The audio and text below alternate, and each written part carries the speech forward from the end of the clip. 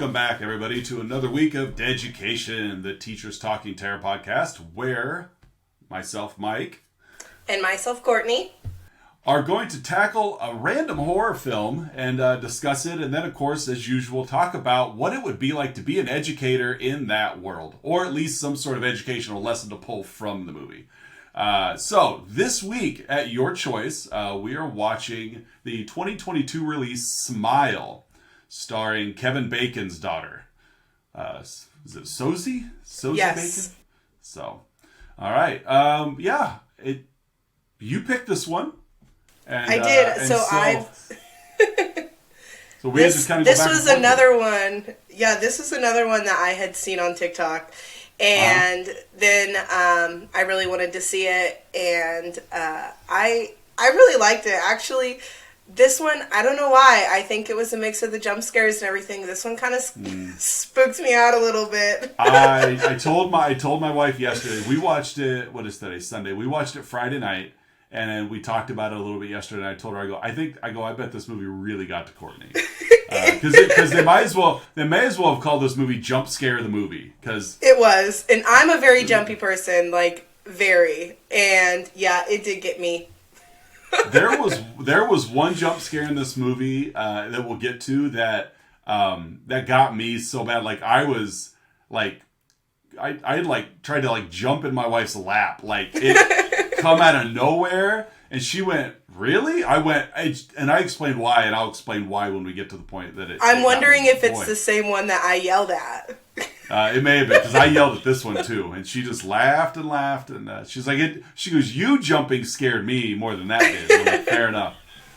So the movie kicks off with a flashback. Yes.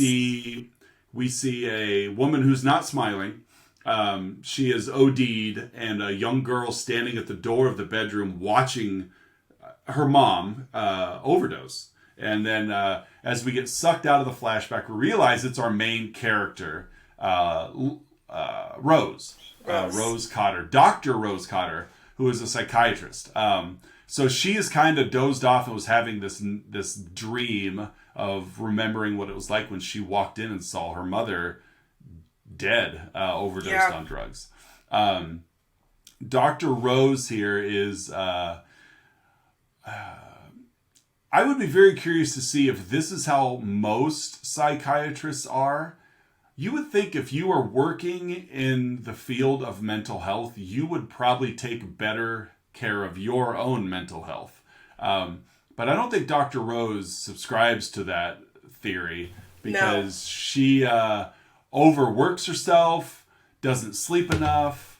She's rough. She does a good job holding it together. But we see her at the beginning of the movie. She has a new patient. And this patient had witnessed, she was seeing almost supernatural things. She had witnessed her professor kill himself with, just bludgeoned his face with a hammer. Yeah. And now she was seeing these almost demon-like looking people. Yeah. And she was the only one that could see. I mean, it was very one note for somebody that would be having psychological issues, you know. Yes. And as the medical professional, she's listening, open-minded, but also thinking, "Yep, you're nuts. Like you're crazy." And she even says, she goes, "Hey, I know I sound crazy, but I'm not. I'm a PhD student. I know how ridiculous this sounds, but you got to understand, this stuff is happening to me. It's real." And then out of nowhere, this patient just starts freaking out. Like she's seeing something behind Rose. And she's just freaking out. And so she, Rose gets up to go call for help, which this was a gigantic patient room. It was very big. And I would think that there would be, this is something I was nitpicking a little bit of, if you're, because she's not a big woman, Rose. She's a very small, skinny, doesn't exude the look of much strength, but yet, like security is never around. They're all always, I'm like, if you bring a new patient in, they're clearly dealing with mental issues. Like you should at least have somebody over in the corner, some orderly, ready to physically step in if necessary. But this woman is panicking. Rose goes and, calls for security. And when she turns around, she's gone. Mm-hmm. She's absent from where she was lying. And Rose, we follow Rose as the camera is turning around. And when she turns about halfway around, she sees this patient standing there.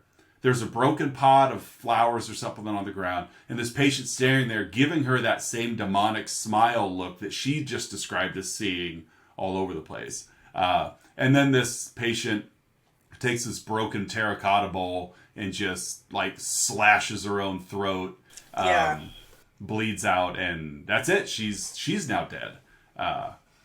And this really gets to Rose.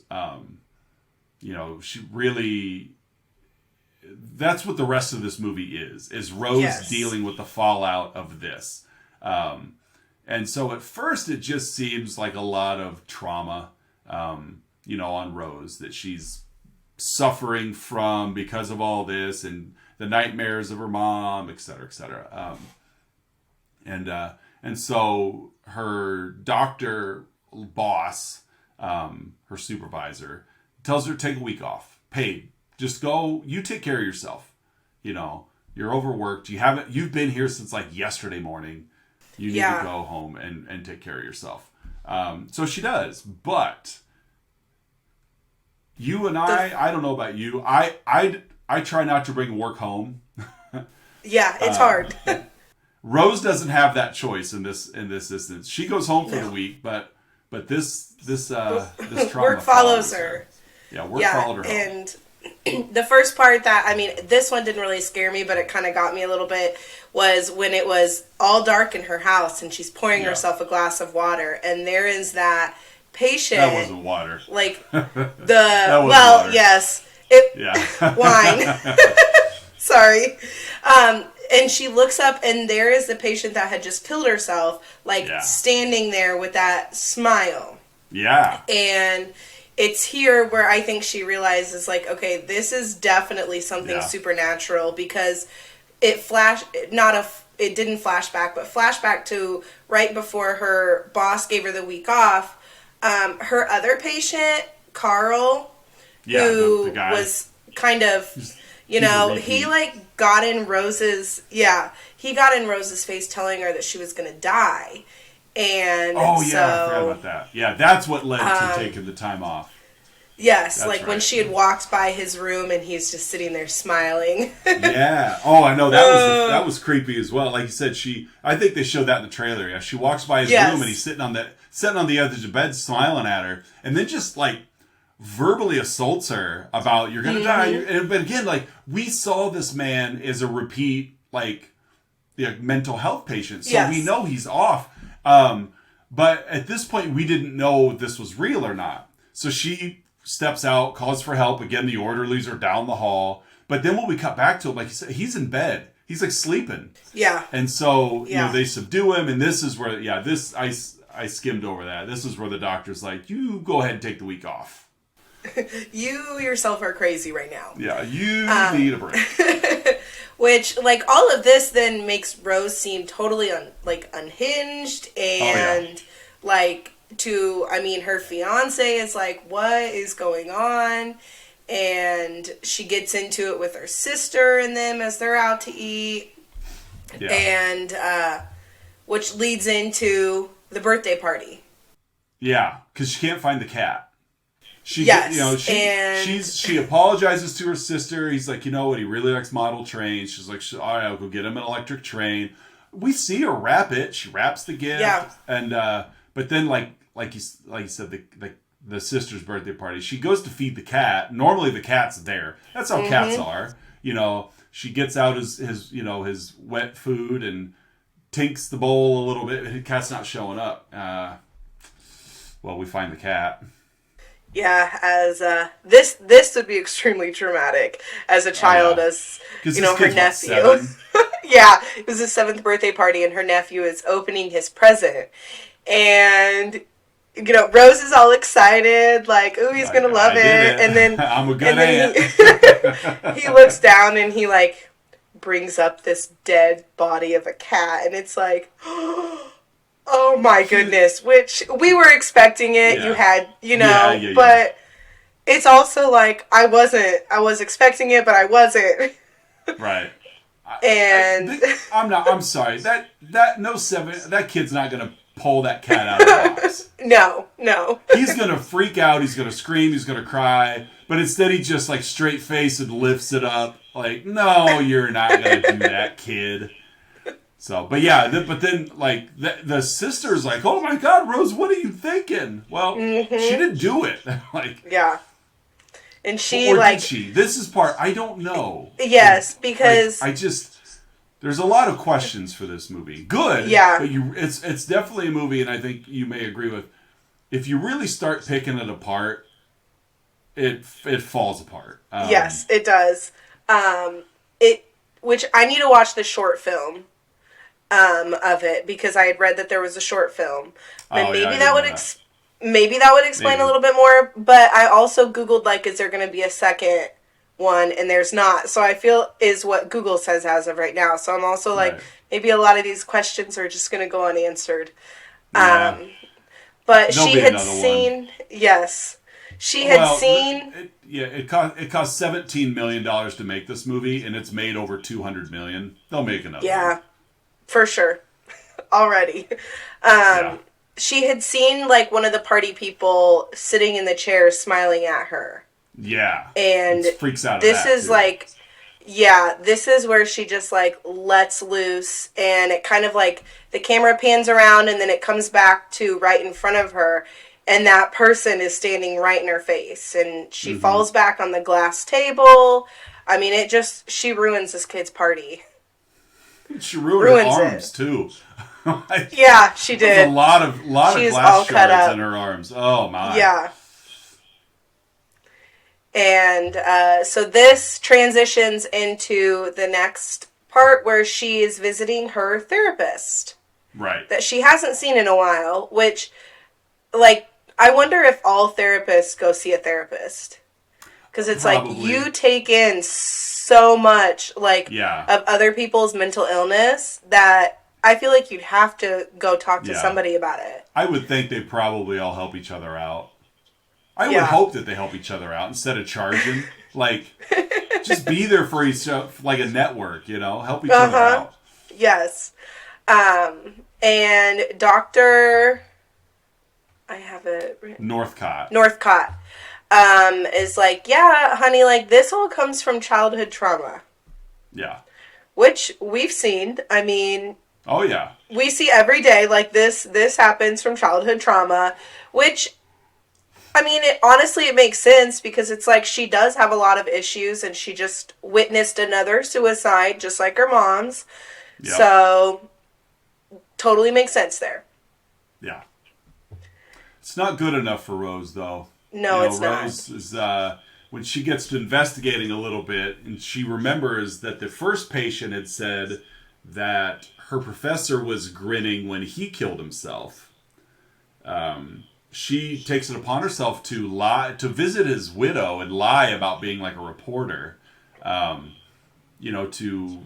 figure out. And this is where another thread unravels, that she finds out from the widow that her husband had witnessed a suicide. Mm-hmm. And so the conference. A lot of this is starting to like trickle in of somebody's like suicide leads to suicide kind of thing. Yes. And so Rose has been conveniently reintroduced to her ex-boyfriend. Yeah. Who's a police detective. He showed up on the case of the first suicide that we saw. Not the mom, but the patient. And so, but he still clearly has feelings for her. And she is, again, like I'm sure somebody dealing with a lot of trauma, puts up a lot of walls and tries to push him away. But she goes to him because she needs police help now. Can you start to investigate some of the records? Because I think I've seen a pattern here. Mm-hmm. I'm seeing things after I witnessed a suicide. She saw things after she witnessed a suicide. He saw things after he witnessed a suicide. let's dig a little deeper here. And Joel comes through. He finds several cases where there's a suicide witnessed, and then about 4 days later, that person commits suicide in front of someone else. And there's just like this string of suicides. And I think he said it went back like 50 years he saw something, which is like kind of freaky. And so, so we see really her new fiance, Trevor. She's tried to open up to him and need help, and he, she needs a new fiance. Well, this is another part of the movie I really didn't fully get is she goes and she explains, maybe not at this time, but she goes and she explains to Joel that I know I've been building walls emotionally to keep people out, and when we were together, I recognized that my walls were coming down, and I wasn't ready for that, so I pushed you away. But if you don't want to let your guard down around somebody, then why are you engaged again? Yeah. That just seemed like, how did you get to the point with this guy if you keep your walls up? And clearly they're not very close. Like, they're engaged, but Trevor and Rose, he's there for her. She's pretty cold to him. And so that he just kind of disappears. Like, yeah, he does. Yeah. Him and Holly both kind of just like cut her off. Yeah. But she had gone to visit Holly, who is her sister, and she was trying to like explain what was going on, tell her what happened, and this just like sent things through the ringer even more because Holly's like, no, like, you're crazy, get out, go away. And this part did not scare me because it was in the trailer. I know, it didn't scare me So either. I was expecting it. But Holly, then this, like, supernatural thing took over Holly's body. And she came to knock on Rose's car window, and, like, her whole head just flips upside down. Like, her neck. Yeah. And, little, like I said, this is a movie that when you put stuff like this in the trailer, it really ruins it. Yes, because it probably would have frightened me a little bit had I not seen it in the trailer. Yeah. But I knew exactly what was coming when I saw Holly walking down the sidewalk. Right. So then Joel, her ex-boyfriend, the cop, he called her and he's like, hey, all of these people have died within like a week. Yeah. All of this suicides happened within a week, and he mentions, except there were 20 and there were 19 suicides. And so, come to find out, this guy had, instead of killing himself, he killed someone else, and he was in prison. So Rose heads to the prison that this guy is in to interview him. Kind of see how he got out of this little smile chain. Yeah. And he reveals that he basically... It's not so much the suicide as someone has to die in front of a witness. In front of someone. And so he's in prison because of murder. Well, he murdered someone and that passed on the curse. Mm-hmm. And so instead he's just going to spend the rest of his life in prison. Once she reveals why, like, she worked really hard to keep it a secret why she was there. She was referring to someone else. He was willing to talk. But then when she kind of snaps and references her as being the person, he then freaks out. As if she, terrified that she's going to pass it back to him. Mm-hmm. And so that was, I mean, it was an interesting twist of, like, you can get out of this, but someone has to die in front of a witness. Yes. And so she's like, I'm not going to kill somebody. Right. I'm not doing that, which, good for her. And she heads home where she's visited by her psychiatrist or her therapist. Yeah. She gets a little home visit, which is nice. She's checking up on her, making sure, that everything's she's on the doing up and okay. up. Because the day before they had, I guess, gotten into a little debacle and things didn't end well. They're sitting there, they're chit-chatting, small talk, and the phone rings. Rose picks it up, and it's like, hey, Rose, this is, so-and-so. I'm just calling to check on you. It's her therapist. And Rose looks at the person across from her, who is also her therapist, and she's like, no.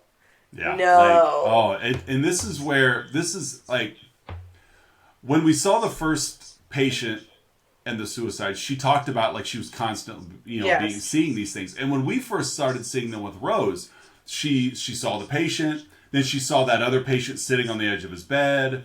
Like, they've all been, like, smaller interactions, but they're more almost like we're just showing you that we're here. Yeah, we just don't want you to forget like, even about us. Holly, she had a real conversation with Holly on the porch, and then Holly went in the house and then came back out. Mm-hmm. But it's like, now it's expanded to, like, discussions and like full-blown conversation style interactions that she's having with this entity. It's not just the entity showing her something to freak her out. It's literally messing with her mind. Mm-hmm. I wonder how far that would have gone before the therapist, the therapist called. Because if it would have been anybody else but the therapist, there would have been no reason for her to doubt it. But this is when the entity just looks at her and tells her it's almost time. Because again, there's this 4 days. Mm-hmm. And so Rose gets the idea, I can't do this anymore. I have an idea. She grabs a knife. I'm going to go back to the hospital, and I'm going to kill Carl in front of somebody. I'm going to kill Carl in front of someone so that I can pass this on. I'll just take my chances in prison. Yes. And so she does. She heads to the hospital. She goes in. She corners Carl in the hospital. Yeah, she waits for somebody to come in. It happens to be her supervisor. Yep. He shouldn't have sent her home for the week. No. And she starts stabbing Carl. And it's pretty, like, I've seen a lot of horror movies. They normally don't show as much stabbing. Like the ratings board typically frowns on the penetration part of stabbing. You can do the raising your arm up and bringing it down, but they don't like to linger too much on the actual penetration of. And I think and this they just let it go. Yeah, we'd seen like 6 or 7 penetration shots here where no blood. And then it goes to Carl is like laughing at her. Right. And it's, then he's got like blood coming out of his mouth. And she looks over at her supervisor, boss, and he is like smiling and ripping his face off. I know, he just like grabs it from the top and just peels his face down. It's like why not? These hallucinations have gotten really wild. Yes. And then she wakes up. Because apparently she's really tired. She went there to murder somebody and took a quick nap in the car. Yep. She wakes up when her supervisor's knocking on the window. Like, what are you doing here? Mm-hmm. And then he sees the knife in the passenger seat. Camera cuts back to him. And this is where I jump out of my skin and land on my wife's lap pretty much. I was like crawling up her back when it cuts to Bob in the window. Like, making his little bloody face at her. It did. Oh, my gosh. I jumped at this. We jumped at different parts then. That's fine. I jumped at this. And I explained to her, I laughed at it. She's like, what made you jump? And I told her, I said, I think the reason I jumped is because every other scene in this movie where we've seen the entity, there's been a buildup. Yeah. Like, this is the first, in my opinion, this is the first true... like pure jump scare where there was no reason for me to expect him to be there, and he was. Like when she saw the suicide patient standing in the corner of the kitchen. Like, it was a startle, but that thing just stood there, it didn't do anything. Yes. And when she walked by the hospital room and saw Bob on the edge of the bed, he just sat there. When she saw the person at her nephew's birthday party, she was just sitting in the rocking chair. Yep. Like everything we saw it before it like tried to make us jump. This one, it just there was no reason for her to see him there, and that's, I think, what startled me so much. Because nothing else in the movie really made me jump. But I tell you what, it did wake me up, because this movie at times can kind of drag. Because there's a lot of Rose by herself. Yeah. And not a lot of conversation, no action. So there were parts of this where my eyes were getting real heavy. But after this jump scare, no, I was wide awake. Well, and I'm happy you say that, because I had watched this Friday, and I made it majority of the part way through, and like almost every movie, I started to fall asleep. So I was like, you know what, I'll pause it. We decided to do our recording today. Yeah. So I finished it last night. I know. And when we started it, you had like a half hour left. Yes. And so I finished it last night, which I shouldn't have finished it in the dark, because I think that's I think that's why that part scared. I'm curious what part. Gotcha. I'm ready to hear that. It is. It's the basic, like, teenager part scares me, but it is what it happens. Yeah. So she zooms off, and she drives to her abandoned family home. Yeah, she's got a theory, and it's a sound theory. It is, yes. Her theory of, if this thing has to be passed on to somebody as a witness, I'm going to go somewhere where nobody knows where I'm at and just be alone. I'm going to face this thing head on. I don't know what her plan on defeating it is. The only thing I could have thought of was her committing suicide with no one around. That's what I thought she was going to do. That's what I thought she was going to do as well. That'd been the only way to stop it, because there would have been no witness to pass it on to. Yes. But she does. She goes to her, like you said, her abandoned home, her abandoned family home. And she's like walking through, which I don't know how long this home has been abandoned, but it's in really rough shape. Yeah. And she goes back, she's looking through everything, and she walks down this, like any scary movie, I feel like, this extremely long, dark hallway. Oh, they're all long and dark. This house isn't very big, but it's got a very long hallway. And she opens up she sees the door of her deceased mom's bedroom, where she'd killed herself. And it flashes back to her opening the door on her mom, and her mom being like, help me, I've made a mistake, I've messed up, call for help. And Rose just, like, as a 10-year-old child, slams the door and runs away. Yeah, she refuses to help her mom. Which is, a lot to hold in for the rest of your life. Yeah, and especially because, of all the torture that her mom likely put her and Holly through. Because Holly, as soon as she had a chance to go, she left. And left Rose by herself. Yep. And she still harbors some guilt from that. Mm-hmm. But like you said, at the beginning of the movie, we were led to believe that Rose walked in on her mom already dead. But in reality, like you said, she walked in with her mom begging for help, and Rose, so tired of seeing her in this state, decides, no, I'm going to let you die. Yeah, she just didn't intervene anyway. So, then it flashes to Rose opening the door again. Yeah. And there is this entity who has taken over her dead mom's body. Yeah. And her mom is just, like, sitting with her head down on the bed, and she gets up, and she's like, Rose, I'm so sorry. Like, everything I've done, I messed up. I'm sorry. Why didn't you help me? Yeah. And Rose was like, I was scared of you. Right. No. And then she goes to, like, shut the door, and her mom had grabbed the door, and you can just see, like, her mom is just getting huge. Yeah. And she's growing, like, she's bent in half because she doesn't fit in this house anymore. She's a tall drink of water. Yeah.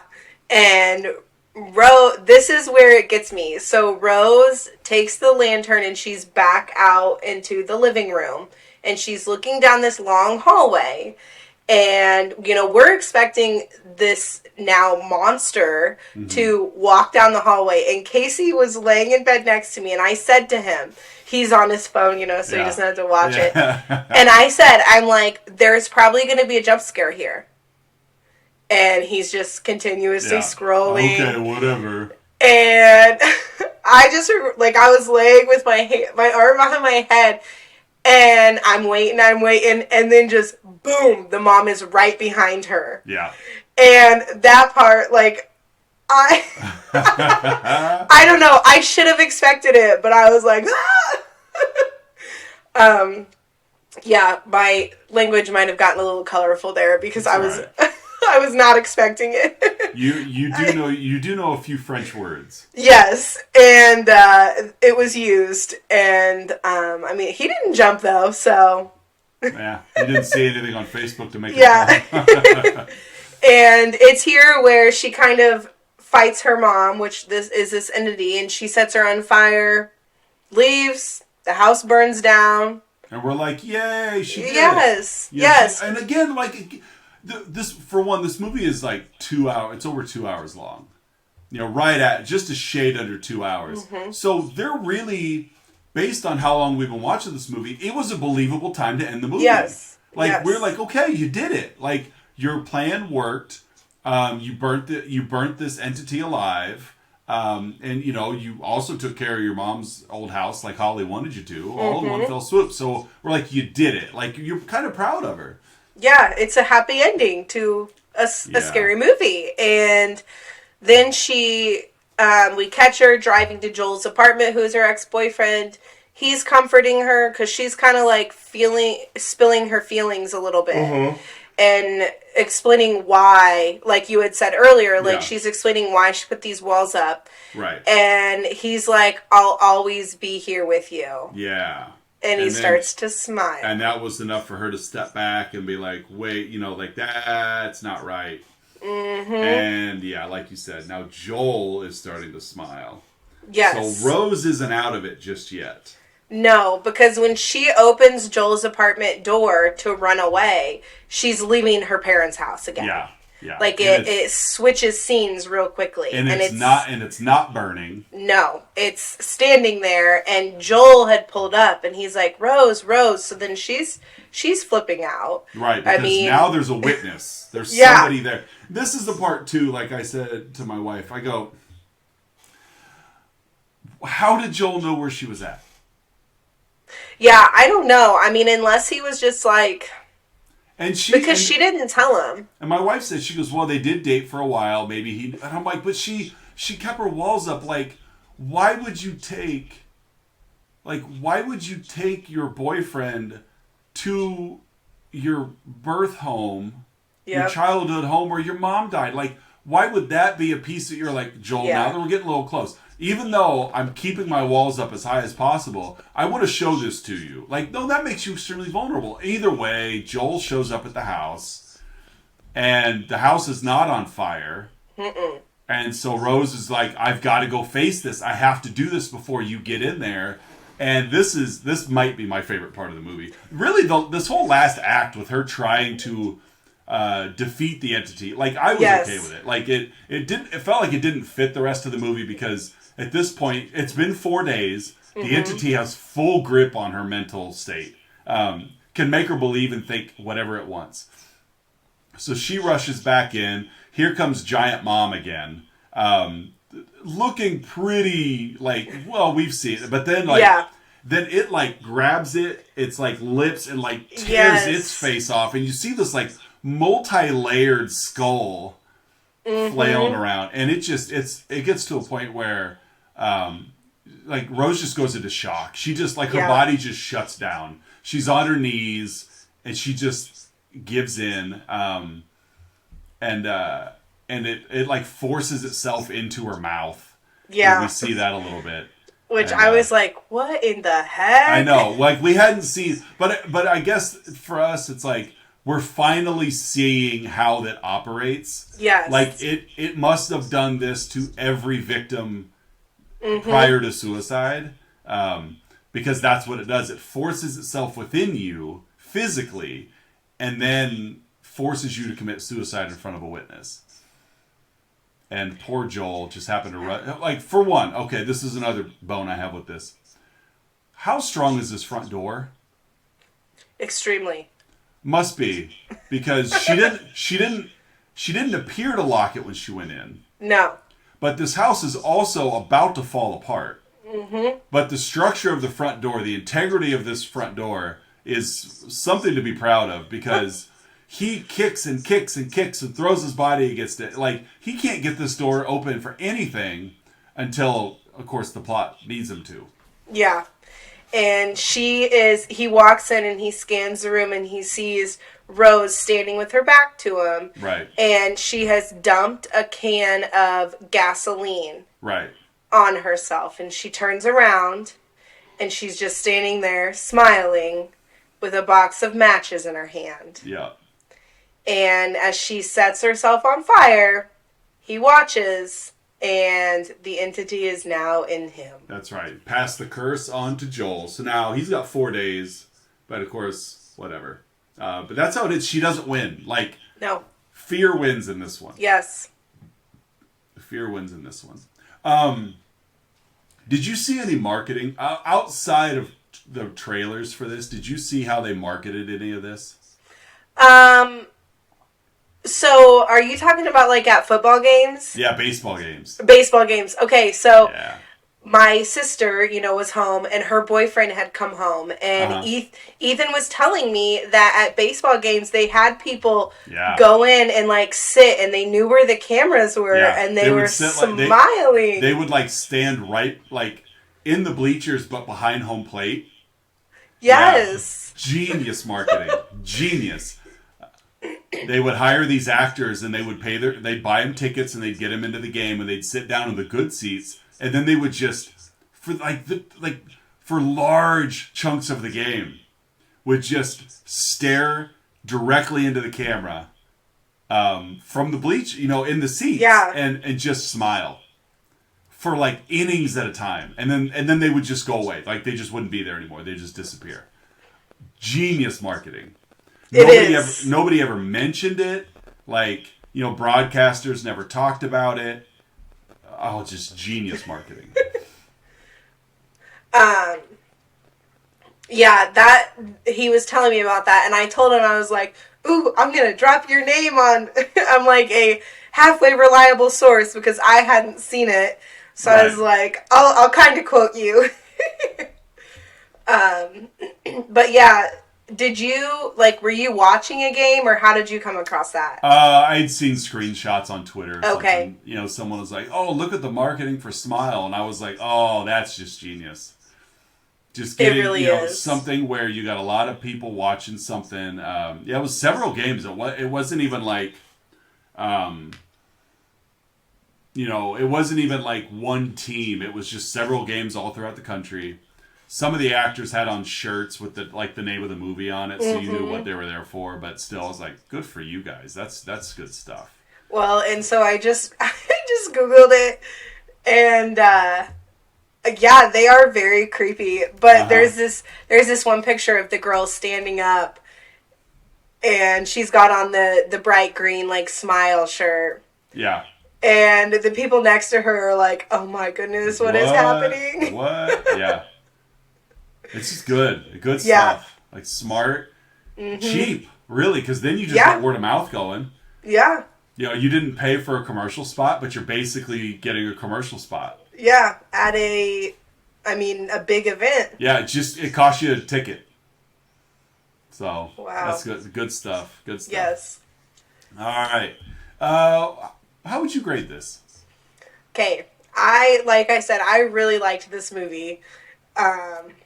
A lot. So hopefully our grades don't differ too much, but because I feel like I am falling into that millennial scary movie right here with the jump scares. That's okay. I'm giving this one an A. That's fine. Because it is real life. Childhood trauma is real. Suicide is real. Not being able to escape your mind is very real. And it showed that in this video. But also the jump scares, there was a little bit of gore. So I'm giving it a solid A. So good, fair enough. I'm gonna give it a B. Okay. Just because it easily would have gotten a B plus, maybe better if there was. I was totally fine with the end. With it winning, I was fine with that. But there was no, reasoning. It just, I felt like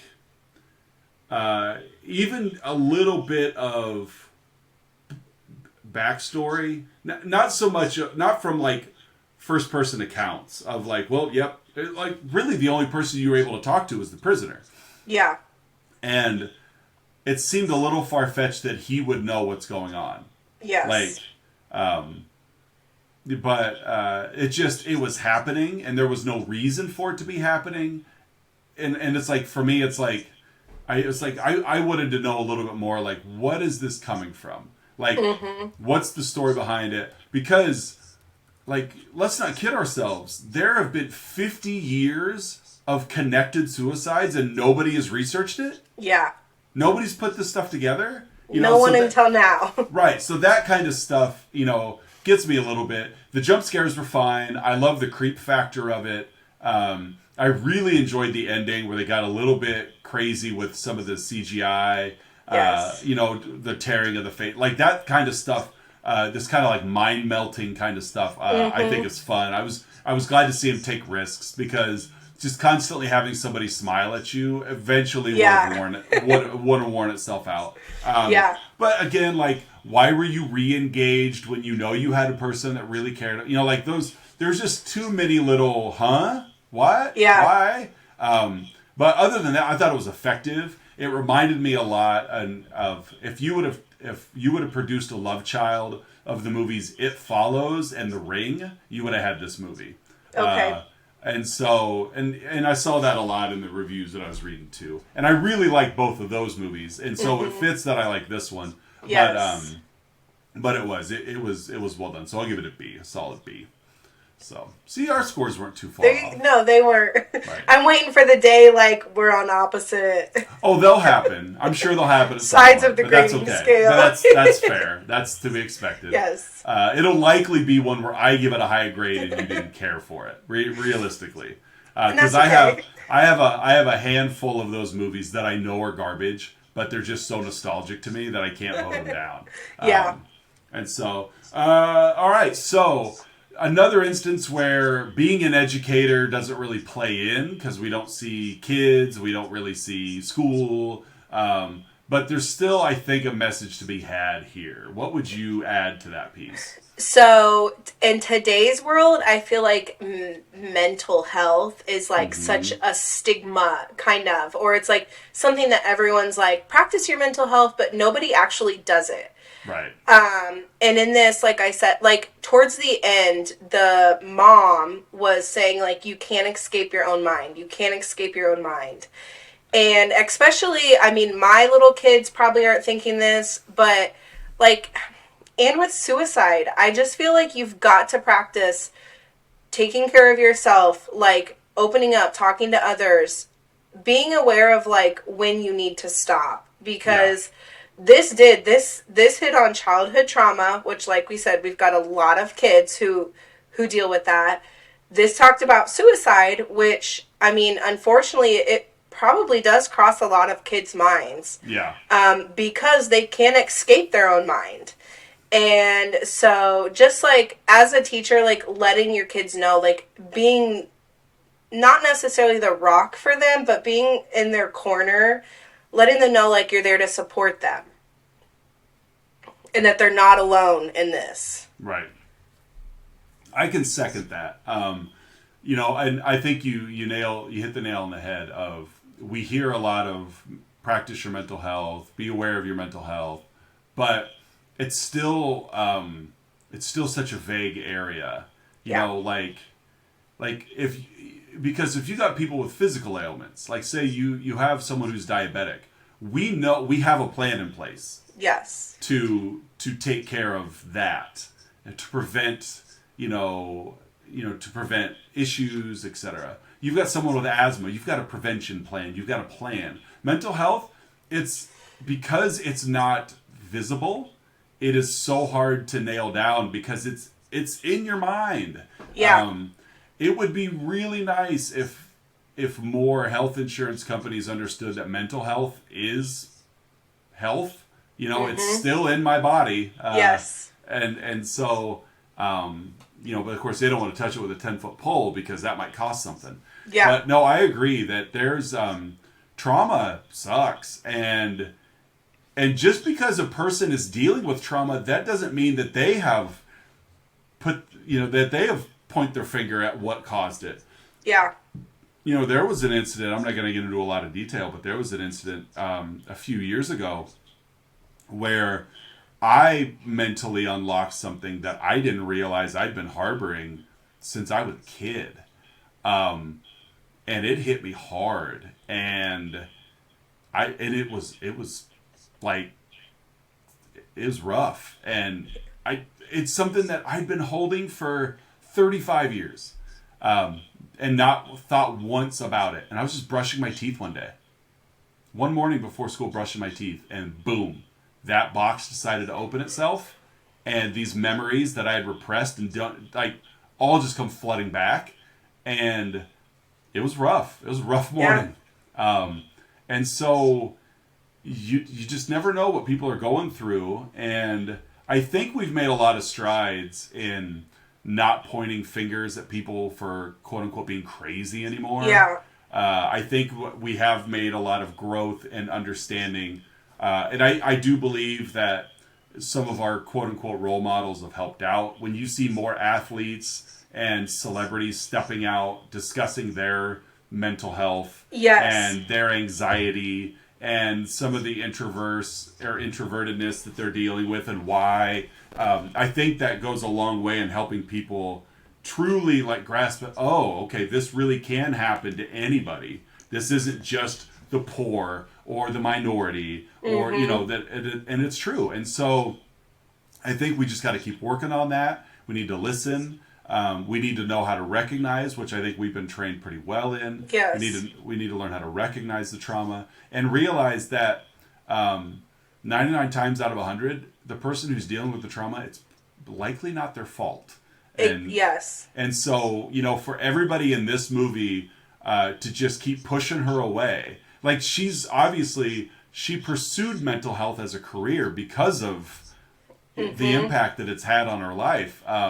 But for her sister to just keep casting her off because you're crazy. You're crazy. And it's like, she's not. And then granted, yes, the incidents of this movie are extremely supernatural and very unrealistic. Yeah. But you strip all that away, there was still stuff happening that needs to be addressed. Most definitely. So, fair enough. Hey, guess what? November's over. By the time we record again, it's December.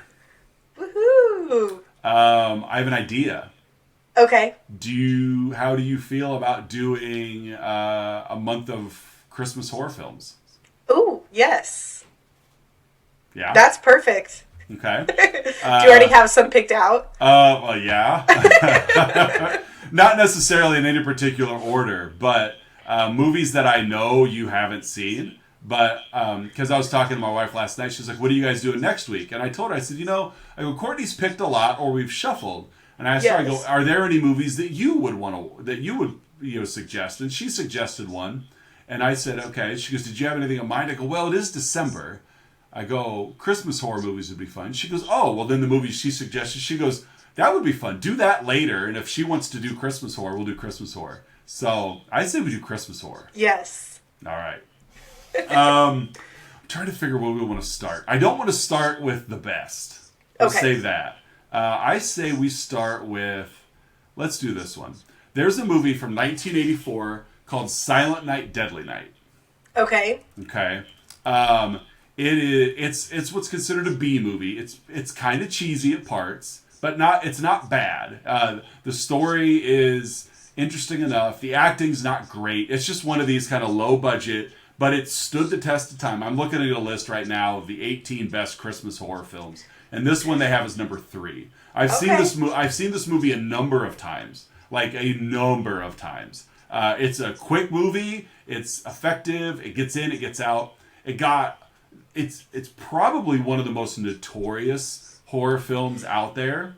This movie because it's got a killer who dresses as Santa Claus. Okay. And so this movie got ripped apart by every PTA group when it came out. Again, it's mid-'80s. you know, and of course you weren't alive in the 80s, but the 80s Yeah. were, you know, Reaganomics, the rich get richer.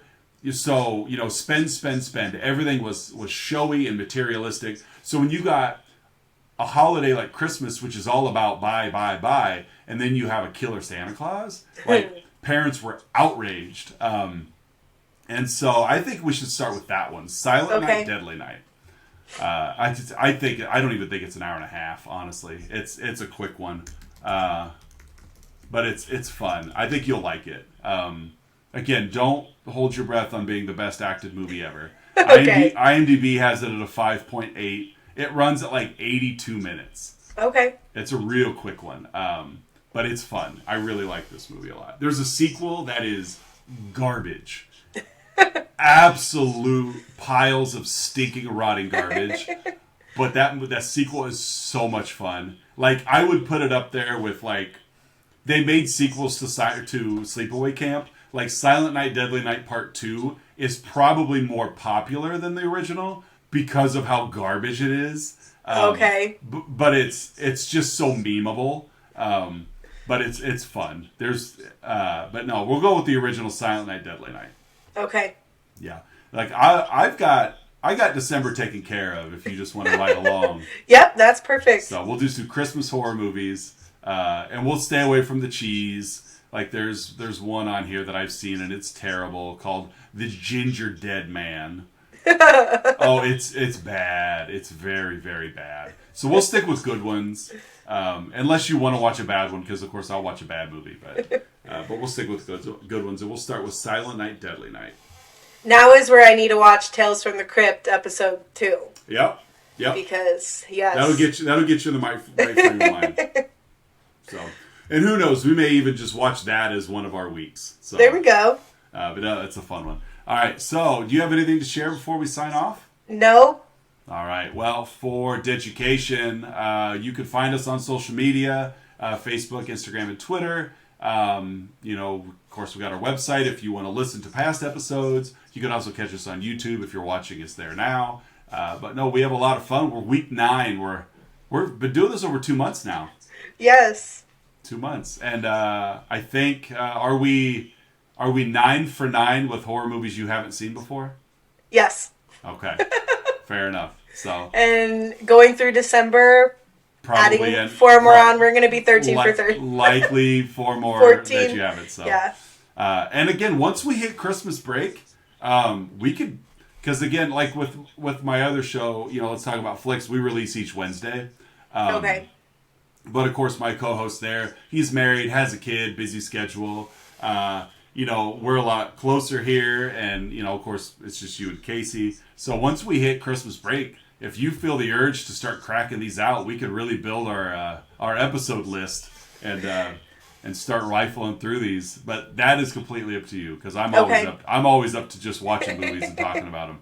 I don't have any basketball over Christmas break. No games. I'm not practicing. So it will truly be a break for me. So, but yeah, we're going to come back next week with Silent Night, Deadly Night from 1984. And until then, I'm Mike. And I'm Courtney. And we'll see you next week.